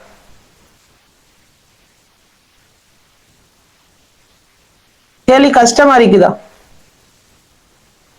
சார் ஓமா தொடர்படத்தினா என்ன சார்? சார்படத்தின்னு சொல்றதுக்கு தான் தொடர்படத்தின்னு சொல்ற பேரு. இன்னொரு பேரு தெரியாம வேற யாருக்கும் டவுட் இருக்குதா? இல்ல சார் தொடர்படத்திய கொஞ்சம் தொடர்படத்தி ஆமான் கொஞ்சம் தொடர்படத்தின்னு சொல்றது என்னன்னு கேட்டாமான் சார்படத்தி சொல்ற பேர் தான் அது தொடர்படத்தின்னு சொல்லுவோம். சார்படத்திக்கு என்ன சமன்பாடு பார்த்தோமா? பொருள் அடர்த்தியின் கீழே பொருள் அடர்த்தியின் கீழே நீர் அடர்த்தி. அதான் சார்படத்திக்குரிய சமன்பாடு. நான் பெஸ்டிக்கு நோட் பண்ணி சொல்லியிருந்தேன். சார்படத்தின்னு சொல்றது அல்ல தொடர்படத்தின்னு சொல்றது பொருள் அடர்த்திக்கு கீழே நீர் அடர்த்தின்னு பார்த்தோம். இங்க பொருள் அடர்த்தி ரோ எம்னு தந்திருக்கிறார். நீர் அடர்த்தி ரோ அப்படின்னு தந்திருக்கிறார். பிரிச்சு கொடுக்குறோம். அப்ப சார்படத்தின்னு சொன்னாலும் ஒன்றுதான், தொடர்பு அடர்த்தின்னு சொன்னாலும் ஒன்றுதான். கிளியரா சொன்னது? என்ன சார் பொருள் அடர்த்தியின் கீழ்? தொடர்பு அடர்த்தின்னு சொல்றதுமா தொடர்பு அடர்த்தின்னு சொல்றது பொருள் அடர்த்தியின் கீழே நீர் அடர்த்தி. நீர் சார்பான அடர்த்தி நம்ம தொடர்பு அடர்த்தின்னு சொல்லுவோம். இன்னொரு பேர் சார் அடர்த்தின்னு சொல்லுவோம்.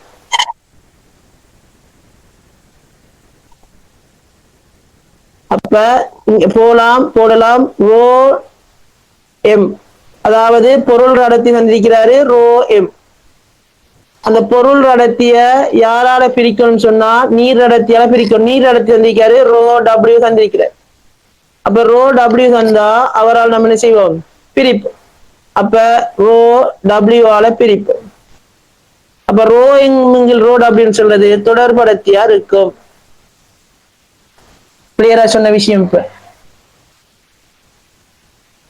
வேற யாருக்கும் டவுட் இருக்கா? இல்ல சரியாமா? ரைட். கொஞ்சம் கவனிங்கம்மா. தொடர்படத்துக்கு இன்னொரு சமன்பாடு தரையும் படிச்சு வச்சுக்கோங்க. ரைட். தொடர்படத்தி நம்ம சிலபஸ்ல காண்றதுக்கு ரெண்டு முறை தான். ஒன்று பொருள் அடர்த்திய நீர் அடர்த்தியால பிரிக்கிறது.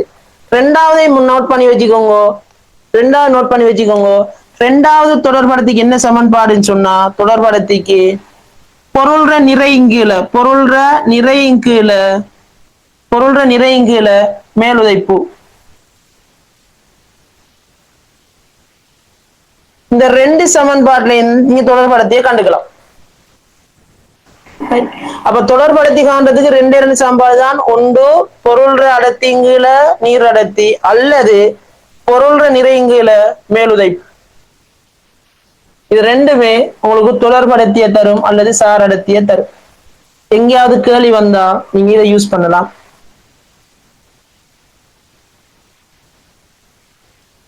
கிளியரா நான் சொன்னது? யாருக்கும் டவுட் இருக்கிறார்கள்? ஒரு 2019 மூணாவது ஸ்ட்ரக்சர்ல பி பகுதியா ஓகே, பாருங்க கேள்வியை கொஞ்சம் பாருங்க. நம்ம ஆர்க்கிமிடிஸின் தத்துவத்தை அப்படியே கேள்வியாக போடப்பட்டிருக்கிறீங்க. ஆர்க்கிமிடிஸின் தத்துவம் கேள்வியாக போடப்பட்டிருக்கு. ஒரு பொருளை வந்து பாருங்க, மேலுக்கு நம்ம படத்தை பார்த்தாலே விளங்குது. மேலுக்கு வச்சு நிற்கிறார் விட்ராசுல, அவருக்கு கொண்டு அமிழ்த்துறார். அமிழ்த்தக்குள்ள அந்த பாய் வந்து வெளியாகுது.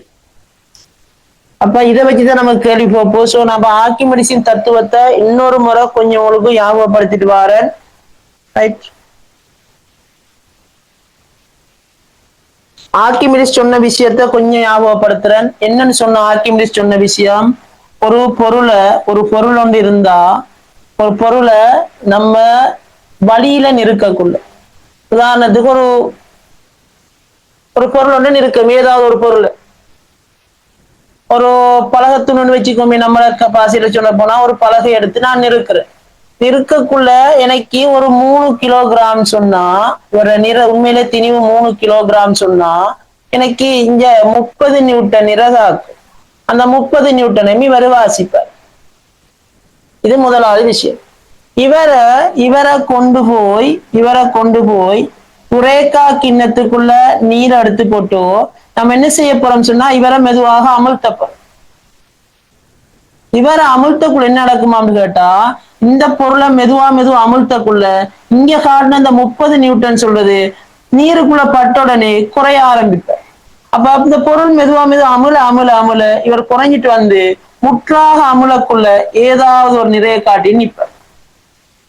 உதாரணத்துக்கு நான் சொல்றேன், ஒரு 20 நியூட்டனை காட்டி நிக்கான்னு சொல்லுவோம். இவர் அமுலக்குள்ள இங்க நிறை குறையிறதோட இதுக்குள்ள இருக்கிற பாய் வந்து என்ன செய்யுமான்னு சொன்னா வெளியேற தொடங்கும். இதுக்குள்ள இருக்கிற பாய் வெளியேற தொடங்கும். இவர கனவளவுக்கு சமனான கனவளவு இங்க நமக்கு பாய் கிடைக்கும். அப்ப இந்த பாயிட கனவளவு வியா இருக்கு. அப்ப இங்க நிறை குறையுது, அதோட இங்க இருக்கிற பாய் வந்து வெளியாகுது. வெளியாகிற இந்த நீர்ற கனவளவும் அமிழ்ந்த இந்த பகுதியில கனவளவும் சமனா இருக்கு. அப்ப ஆர்க்கிமிடிஸ் என்னத்தை கண்டாருன்னு சொன்னா, இங்க 30 இருந்தது 20 ஆயிக்குன்னு சொன்னா எவ்வளவு இங்க கிடைச்சிருக்கான்னு சொன்னா, மேல் நோக்கி 10 நியூட்டன் விசை ஒன்று பாயால வழங்கப்பட்டிருக்கு. நமக்கு தெரியும் இவர் 30 நியூட்டனா இருந்த இவர் 20 நியூட்டன் ஆயிருக்காருன்னு சொன்னா மேல் நோக்கின விஷயம் கீழ் நோக்கின விஷயம் சமனா இருக்கணும். அப்ப 20 நியூட்டன் இந்த இலையில இருக்கிற விஷயம் சொன்னா இன்னொரு 10 நியூட்டன் எங்கன்னு கேட்டா அந்த நிறை குறைஞ்சதுங்கிறது இந்த பாயால வழங்கப்பட்ட ஒரு மேலுதைப்புன்னு சொல்லுவோம். நம்ம நிறைய பொருட்களை நீருக்குள்ள போட்டோம் சொன்னா நமக்கு தூக்குறது லேசா இருக்கும். ஏன்னு சொன்னா நீரும் ஒரு விஷயம் மேல் நோக்கி தரும். மேல் நோக்கி அது விஷயம் தரத்தலாம் அது மேல் உதைப்புன்னு சொல்றோம். அப்ப மேலுதைப்பு எப்பயுமே மேல் நோக்கி தான் இருக்கு. அப்ப மேலுதைப்புன்னு சொல்றது நம்ம சொல்றோம் இங்க 10 நியூட்டன் சொல்றோம். இந்த நிறை குறைஞ்ச அளவு 30ல இருந்து 20 இந்த நிறை குறைஞ்ச அளவு இந்த 10 நியூட்டன் சொல்றோம் மேலுதைப்புன்னு சொல்றோம். ஆனா இந்த இருக்கிற இந்த ஒரு வெளியாயின இந்த திரவத்தை நிறுத்தி பார்த்தாலும் நமக்கு 10 நியூட்டன் இருக்கு. இதைத்தான் ஆர்க்கிமிடிஸ் கண்டுபிடிச்சார். அவர் கண்டுபிடிச்ச விஷயம் இதான். இங்க குறையிற இந்த நிறை குறைவுங்கிறது இங்க வார இந்த வெளியாக்காத இடம்பெயர்க்கப்பட்ட பாயிட நிறைக்கு சமனாக இருக்கும் சொன்னார். இவர நிறையும் 10 நியூட்டனா இருக்கு. அப்ப ஆர்க்கிமிடிஸோட கோட்பாடு என்னடான்னு கேட்டா என்ன சொல்ல போச்சுன்னா, ஒரு பொருளை முற்றாகவோ அல்லது பகுதியாக அமிழ்த்தும் போது அப்பொருளால் இடம்பெயர்க்கப்படும் பாயிட கனவளவு பாயிட நிறையானது மேலுதைப்பை தரும். 2 நிமிஷம் சொன்ன இந்த விஷயத்தை தான் ஆர்க்கிமிடிஸ் கண்டுபிடிச்சு சொன்னார். என்னன்னு சொன்னா ஒரு முற்றாகல பகுதியாக அமிழ்த்தும் போது வெளியாகிற அந்த கனவளவோட நிறையும் மேலுதைப்பும் சமனாக இருக்கும் சொன்ன. சரி, உருவில் காட்டியவாறு ஒரு மாணவர் தேனின் சாரடத்தியை துணிவதற்கான பரிசோதனையில் 10 நியூட்டன் நிறையுடைய கல்லை பயன்படுத்துகிறார். 10 நியூட்டன் நிறைன்னு சொன்னா அதுல திணிவு எவ்வளவாக இருக்கும்? எவ்வளவு ஆன்சருக்கு வந்துடும். 10 நியூட்டன் நிறைன்னு சொன்னா எவ்வளவு திணிவா இருக்கும்? ஆன்சர் 1 கிலோகிராமா இருக்கும். 1 கிலோகிராம்ல 10 நியூட்டன் நிறை. கல்லை பயன்படுத்துகிறார். நீரின் முழுமையாக அமிழ்ந்துள்ள கல்லின் தோற்ற நிறை 6 நியூட்டன் ஆகும். அப்ப முற்றாக அமிழ்ந்திருக்கக்குள்ள தோற்ற நிறைன்னு சொன்னது என்னன்னு கேட்டா, நான் சொன்னல்லவா 20 நியூட்டனை காட்டும் சொன்னல்லவா, அந்த 20 நியூட்டனை சொல்ற பேர் தான் தோற்ற நிறை. அமிழ்ந்திருக்கக்குள்ள அந்த விட்ராசு காட்டுற வாசிப்பு நம்ம தோற்ற நிறைன்னு சொல்லுவோம். அப்ப தோற்ற நிறை 6 நியூட்டன் சொன்னா கல்ற நிறை இங்க சொல்லியிருக்காரு என்னன்னு கேட்டா கல்ற நிறை வந்து 10 நியூட்டனாம். கல்ற நிறை 10 நியூட்டன் சொல்லியிருக்கிறார். தோற்ற நிறை 6 நியூட்டன் சொல்லியிருக்கிறார். அப்ப நீங்க சும்மா சொல்லுங்க பாப்போம், எனக்கு எவ்வளவு மேலுதைப்பா இருக்கும்? மேலுதைப்பு எவ்வளவு இருக்கு? 4 நியூட்டன். 4 நியூட்டன். அப்ப ஒவ்வொரு கல்லியா பார்த்துட்டு போவோம் பாருங்க. கல்லின் திணிவு என்ன? முதலாவது எவ்வளவு கல்லிட திணிவு? 1 கிலோ. கிலோகிராம் சொல்லணும். எவ்வளவு? 10 நியூட்டன் சொன்னா 1 கிலோகிராம். 1 கிலோகிராம். Very good. இடம்பெயர்ந்த நீரின் நிறை என்னன்னு கேட்டிருக்கிறார். 10 நியூட்டன். இடம்பெயர்ந்த நீர் நிறைன்னு சொல்றது, இடம்பெயர்ந்த நீர் நிறைன்னு சொல்றது நமக்கு தெரியும் 10 நியூட்டனா இருக்கிறது. இங்க 6 நியூட்டன் ஆடிக்குன்னு சொன்னா மேலுதைப்பு எவ்வளவு தெரியும் நமக்கு? மேலுதைப்பு எவ்வளவு தெரியும்? 4 நியூட்டன். 4 நியூட்டனும் இடம்பெயர்ந்த நீர் நிறை என்ன அறிக்கும்? சமனா இருக்கும். ரைட். சோ அப்ப இடம்பெயர்ந்த நீர் நிறை எவ்வளவு சொல்லுங்க அப்ப விலைக்கு? 4 நியூட்டன். 4 நியூட்டன். ரைட். அப்ப இடம்பெயர்ந்த நீர் நிறை வந்து 4 நியூட்டன். சரியா? அடுத்த கடையை பார்ப்போம். நீரில் முழுமையாக அமிழ்ந்துள்ள போது கல் மீதான மேலுதைப்பு என்ன? எவ்வளவு மேலுதைப்பு சொல்லுங்க பாப்போம்? 4 நியூட்டன்.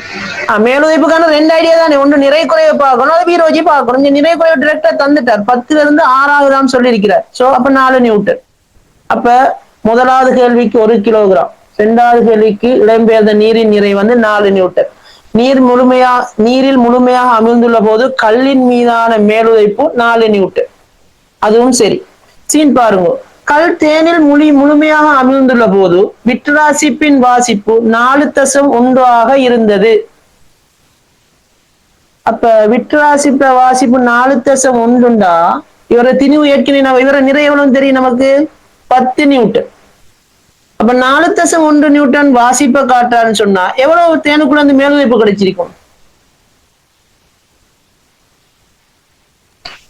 5.9 நியூட்டன். 5.9. சார் விளங்குது அந்த விஷயம்?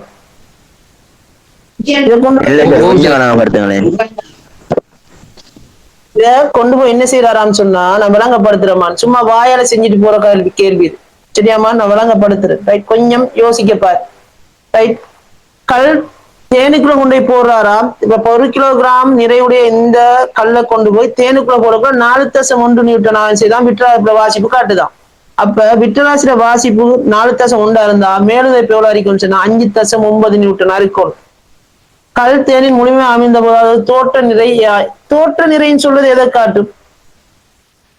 தோற்ற நிறைன்னு கேட்டீங்க. தோற்ற நிறைன்னு சொல்றது விட்ராசிப்ப வாசிப்பத்தை நம்ம என்ன பேர் சொல்ல போறோம்? தோற்ற நிறைன்னு சொல்ல போறோம். தோற்ற நிறைன்னு சொல்றது 4.1 தான். கல் தேனி முழுமை அமிழ்ந்த போதன் மீதான் மேலுதைப்பு என்ன? 5.9. இப்பரிசோதனை சிறிய முகையில் சேகரிக்கப்பட்ட தேனின் ரைட். இத ஒவ்வொன்றா பேசல செஞ்சுட்டு வருமா? இப்ப காட்டியிருக்கிற படத்தை பாருங்க.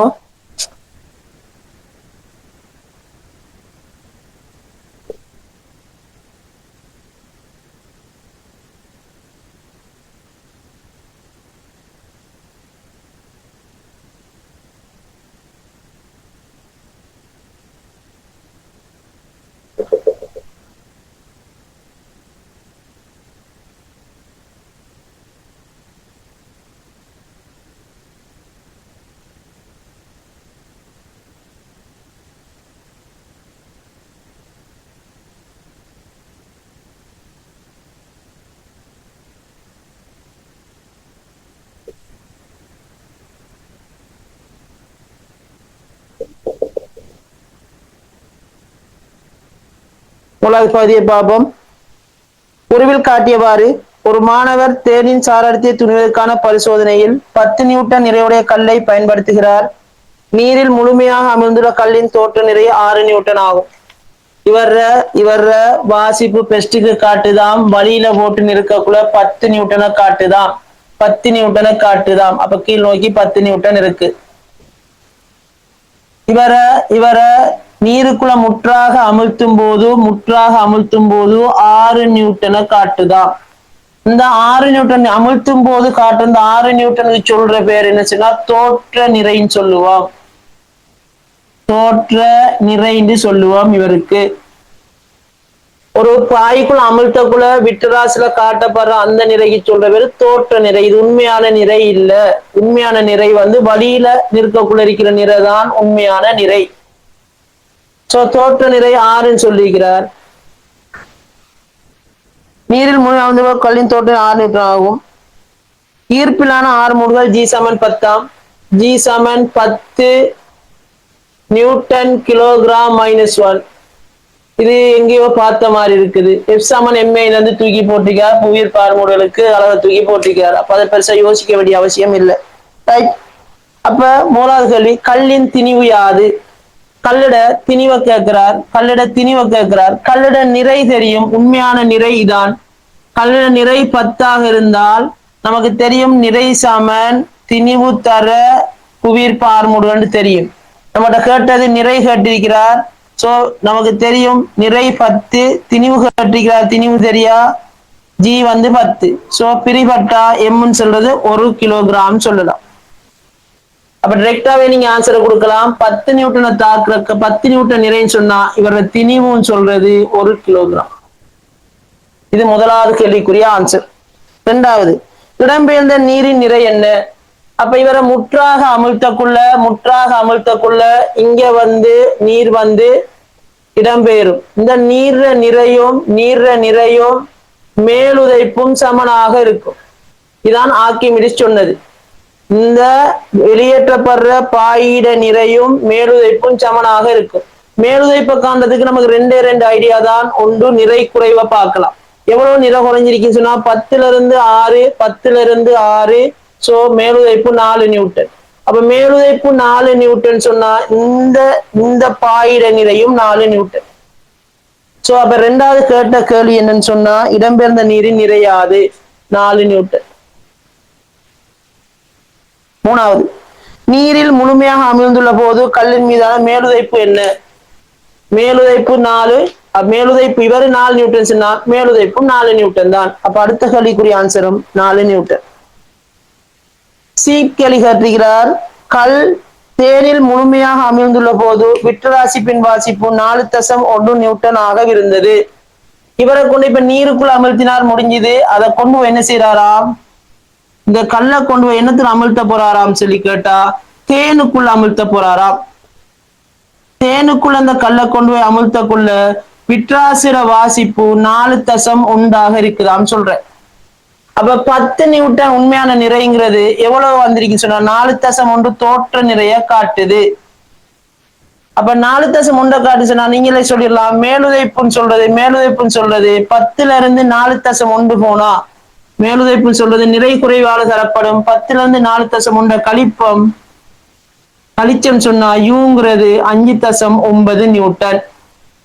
இவ்வளவு விஷயத்தையும் கண்டு வச்சிருக்கேன். இப்ப கேட்ட கேள்விக்கு போ. கல் தேனில் முழுமையாக அமிழ்ந்துள்ள போது அதாவது தோற்ற நிறை என்ன? தோற்ற நிறைங்கிறது இந்த நிறை 4.1 நியூட்டன். ஆன்சர் அப்படியே தூக்கி போறதுதான். இரண்டாவது கேள்வி, கல் தேனில் முழுமையாக அமிழ்ந்துள்ள போது அதன் மீதான மேலுதைப்பு என்ன? மேலுதைப்புன்னு சொல்றதும் யார் அறிப்பான்னு சொன்னா 5.9. டி பகுதி, இப்பரிசோதனையில் சிறிய முகவையில் சேமிக்கப்பட்ட தேனின் நிறை. இந்த பரிசோதனையில இந்த சிறிய முகவையில சேமிக்கப்பட்ட இந்த இவர நிறை எவ்வளவு வந்திருக்கும்? மேலுதைப்பு 5.9. இவர நிறையும் 5.9 நியூட்டனா இருந்திருக்கும். சரி, தேனின் நிறை 5.8 நியூட்டனாக இருந்தது. அப்ப 5.9 வந்திருக்கணும். ஆனா 5.8 தான் வந்திருக்கோம். என்ன பிரச்சனைன்னு பார்ப்போம். எவ்வாறாயினும் எதிர்பார்க்கப்பட்ட பெருமானத்தை விட கூடிய பெருமானம், இதை விட கூடிய பெருமானமாம். நமக்கு தெரியும். நம்ம எதிர்பார்த்தது 5.9 வரும் எதிர்பார்த்து கிடைச்சிருக்காம 5.8 சொல்றீங்க. முகவையில் சேர்க்கப்படும் எதிர்பார்க்கப்பட்ட தேனின் நிறை என்ன? நம்ம எவ்வளவு எதிர்பார்த்திருக்கிறோம்? 5.9 நியூட்டன் தான் எதிர்பார்க்கிறோம். மேலுதைப்புக்கு சமனான நிறை இங்க கிடைக்கணும். அப்ப எவ்வளவு? 5.9 நியூட்டன்.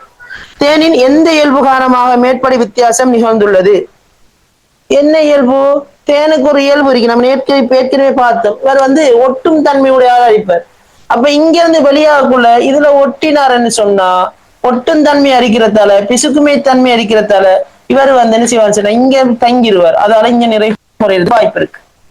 அப்ப சொல்லலாம் பிசுக்குமை தன்மை அல்லது ஒட்டும் தன்மை இயல்புன்னு சொல்லலாம், காரணமா கொடுக்கலாம்.